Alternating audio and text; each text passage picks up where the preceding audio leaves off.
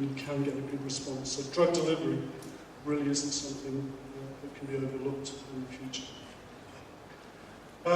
Okay, so in summary, drug delivery to tumours is a fundamental requirement for chemotherapy to work. It's so obvious a fact that people tend to ignore that process.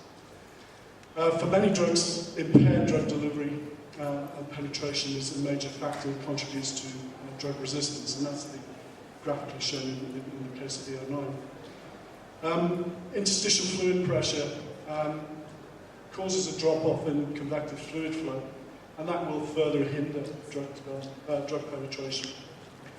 But if you can modify that direction of convective fluid flow, you may well get new strategies for enhancing drug uptake, and in that way, you may make better use of the drugs that you already have in the process. Okay, I'll end now before you tell me to stop. Thank you for your attention.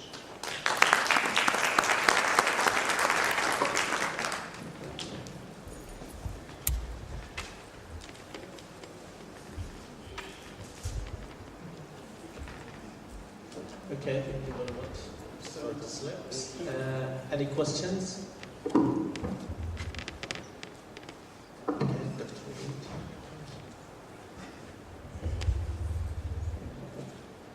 Thank you very much for the very nice lecture. But I'm afraid that the solid tumor are two different types, right? We talk about epithelial and connective tissue tumors, and that's quite different. So the penetration rate also different accordingly. What about the brain? Yeah, that's another dynamic. Yeah, so this is not necessarily applied to every tumor and not necessarily applied. The other things I'd just like to mention that when you talk about the penetration, this is not the only problem. We talk about interstitial pressure, where the drug should be there, and importantly, cell density. Yes. It's very important, cell density. When you talk about epithelial tumor or sarcomas or whatever, you talk about the cell, where the cells are able to perforate. So in this case, I think one of the strategies, you cannot design a drug just working on the interstitial pressure or whatever it's called, CFF, but also you should first of all design a treatment that enhancing apoptosis, and that may facilitate later delivery of drug if you restore the circulation. So it's a kind of things that's quite, hectic. Other things just to mention, not all tumor is associated with a dense trauma. Not all tumors. That's what. Yeah. And sometimes, like breast cancer, for example, associated with more lymphatics than angiogenesis. Lymphogenesis is more than angiogenesis. And thank you very much. No, I totally agree with your comments. I think a lot of the sort of things I presented here are sort of overview stuff, okay? But you're absolutely right. Every tumor type is different, and every one will have different makeup, and we all have to apply it to an appropriate clinical setting. Absolutely. Certainly, the blood-brain barrier is vital in this because that affects the supply issue. The density issue is very important because that affects the consumption rate. So, yeah, we'll take it on board. Unfortunately, we can't take any more questions. So, thank you very much, Dr. Roger Felix. Thank you. The next speaker, Dr. McGregor, we have introduced him this morning. BSc Chemistry, Michigan State University, PhD Physical Chemistry, University of Illinois, postdoctoral, Max Planck Institute for Biophysical Chemistry, Germany. Since 1993 at the University of Toronto, the director of Pharmaceutical Chemistry program since 2005. Please, Dr. McGregor.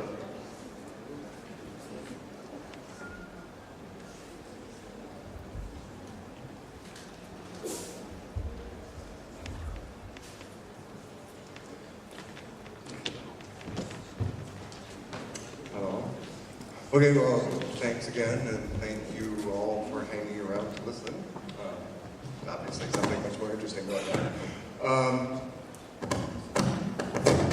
I was going to start the talk by saying, and now for something completely different, but the previous speaker actually said the word pressure. So, the conjugate variable, going back to thermodynamics, conjugate variable of temperature is enthalpy, and nobody's afraid of temperature and enthalpy. We all love that, right? The conjugate variable for pressure is volume. And I'm going to talk to you today about volumetric studies of a piece of DNA that folds up to form a four-stranded structure. And the sequence of it is identical to the human telomeric sequence. So, we're going to talk about DNA structures very, very briefly. I'm going to go a little bit about tetraplexes, just to give you some background. I'm going to give something of an introduction to why one might want to study volume and volumetric properties. I'm going to take off my watch so I don't talk too much. And then I'm going to talk about the volumetric properties of the human telomeric sequence. And just for reference, this little guy over here is a cartoon of, see this? It's a cartoon of a crystal structure of the human telomeric sequence. Okay? So if you ever get confused, just look over here and it'll all make sense. So, DNA, we all know about this anti-parallel right-handed double helix with AT and GC base pairing. Essentially everything about that is wrong.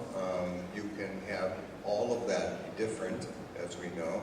There are several different types of structures which go against this sort of canonical image of the DNA structure. So there's triple helices, there are left-handed helices, there's parallel stranded DNA. A doesn't have to bind to T, G's don't have to bind to C's, and so on. And if you do covalence changes to the DNA structure, you can get even weirder sorts of things. And we do quite a bit of that in my lab, but I'm not going to talk about that today.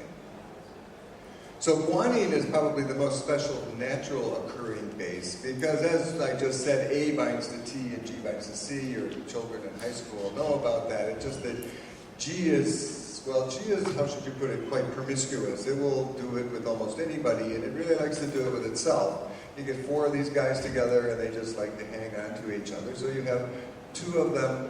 So here is a guanine, and it will hydrogen bond to its two adjacent neighbors. And when you do this via Hooke's-Steen base pairing, that's what this is called, you end up with this cyclic structure, which is called a G quartet. This G quartet, then, the way I have it drawn here, is just guanines. However, you can have the rest of the nucleic acid structure with the deoxyribose phosphate groups hanging off here, and then you see that there's a hole in the middle. Well, that's also something that's very unique about these structures because there's a hole. I mean, normal DNA doesn't have a hole. There's the A's and the T's and the G's and the C's, and they're hanging together. In this case, there's a hole. In this case, the hole gets filled by a cation. So in most cases, in vivo, it's apparently a potassium ion. However, other ions will do. And we're going to be talking today about one where we fill the hole with a sodium ion. So what's weird about this again? So it has four things interacting with each other, four of the same thing, and it has a hole in the middle of it. So, G quadruplexes were initially discovered in the early 60s, and by people that synthesized poly-G and then eventually poly-DG, and they found out that it didn't, the stoichiometry from doing job plots and things like that weren't quite what it was supposed to be, and they figured out that it apparently was a four-stranded species. And like many things that were discovered accidentally, more or less, it remained a biophysical oddity for about 25 years. It was just something that biophysicists would study, but nobody had any idea what it might be useful for until the mid-'80s, when with DNA sequencing techniques, the ends of the human chromosome were sequenced, and it was found, the ends of all eukaryotic chromosomes were sequenced, and it was found that they're all very, very guanine rich. These telomeric or end regions of chromosomes are the same on all of our chromosomes, and as you know, they get shorter as your cells get older, and it's a way for programmed cell death. And so all of a sudden, biophysicists around the world were ecstatic because we had a structure that had lots of G's, and we knew what lots of G's did. It formed tetraplexes, and it apparently had some biological relevance.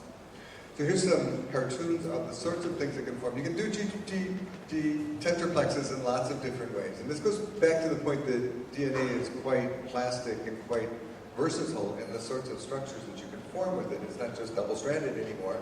So here you can have a G quadruplex where it's made out of 4 different strands of DNA. Here you can have it where there's 2 different strands of DNA, going like that. In this case, we have a monomolecular guy, where it folds around like that.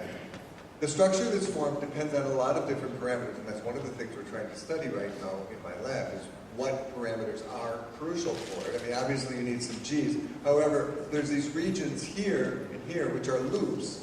And these loop regions don't contain guanines, they contain other bases, generally not too many cytosines because you get base pairing.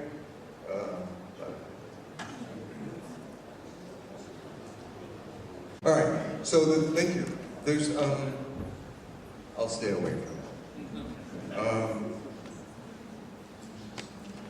Anyways, we're looking at the roles, the loops and the number of guanine, consecutive guanines and the stability of these things. And the previous slide showed I had another slide where you have monomolecular, bimolecular, or tetramolecular species. Presumably you're going to have trimolecular, they've never been seen. But here's the cartoons of the crystal structures. Here's the actual crystal structure diagram. And you can form these different sorts of structures with the same sequence in solutions that contain only different cations and under different crystallization techniques. And so it sort of suggests that there's something quite specific that's determining what structure these guys actually adapt. The thermodynamics, the delta H and the melting temperature of them are almost identical. So what else could it be? So I studied the role of hydration, the role of